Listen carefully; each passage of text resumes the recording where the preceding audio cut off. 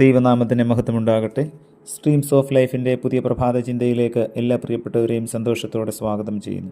ഇന്നത്തെ ചിന്തയ്ക്കായി ലഭിച്ചിരിക്കുന്ന വേദഭാഗം പത്രോസിൻ്റെ 1-ാം ലേഖനം 1-ാം അധ്യായം 25-ാം വാക്യം. പുല്ലുവാടി പൂവുതിർന്നുപോയി, കർത്താവിൻ്റെ വചനമോ എന്നേക്കും നിലനിൽക്കുന്നു. അതാകുന്നു നിങ്ങളോട് പ്രസംഗിച്ച വചനം. ഒരു കൽപ്പിത കഥയോടുകൂടെ ഇന്നത്തെ നമ്മുടെ ധ്യാന ചിന്തകൾ ആരംഭിക്കാം. മിസ്റ്റർ വികാരവും മിസ്റ്റർ വിശ്വാസവും മിസ്റ്റർ സത്യവും കൂടി ഒരു ഉയർന്ന മതിലിന്മേലിരുന്ന് നേരം പോക്കുകൾ പറഞ്ഞ് രസിക്കുകയായിരുന്നു. പെട്ടെന്ന് മിസ്റ്റർ വികാരത്തിൻ്റെ ബാലൻസ് തെറ്റി താഴേക്ക് വീഴുവാൻ ഭാവിച്ചു. ഉടനെ മിസ്റ്റർ വികാരം അടുത്തിരുന്ന മിസ്റ്റർ വിശ്വാസത്തെ പിടിച്ചു വീഴാതെ രക്ഷപ്പെട്ടു. എന്നാൽ മിസ്റ്റർ വികാരത്തിൻ്റെ ഭാരം മുഴുവൻ മിസ്റ്റർ വിശ്വാസത്തിന് താങ്ങാൻ സാധിച്ചില്ല. വിശ്വാസം പെട്ടെന്ന് സത്യത്തെ കയറിപ്പിടിച്ചു. മിസ്റ്റർ സത്യം ഒരിക്കലും വീഴാത്ത രീതിയിൽ ഇരുന്നത് മൂലം താഴെ വീണില്ല. സത്യം ഒരിക്കലും താളടിയാകുകയില്ല.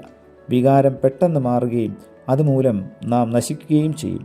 നമ്മുടെ വിശ്വാസം വൈകാരിക പ്രകടനങ്ങളിലും സ്വയം സംതൃപ്തിയിലും ആശ്രയിച്ചിരിക്കുകയാണെങ്കിൽ അത് വീണുപോകും. എന്നാൽ വിശ്വാസം സത്യത്തിൽ ആശ്രയിച്ചിരിക്കുകയാണെങ്കിൽ അത് എന്നേക്ക് നിലനിൽക്കും. ദൈവത്തിൻ്റെ വചനവും അതുപോലെയാണ്. ദൈവത്തിൻ്റെ വചനം സത്യമാണ്. എല്ലായ്പ്പോഴും നാം അതിൽ ആശ്രയിക്കണം. ഒരിക്കലും നാം അത് വിട്ടുമാറരുത്. അതൊരിക്കലും നമ്മയും വിട്ട് മാറുകയില്ല. പ്രിയ കർത്താവേ, നൽകിയ വചനത്തിനായി നന്ദിയോടെ സ്തോത്രം.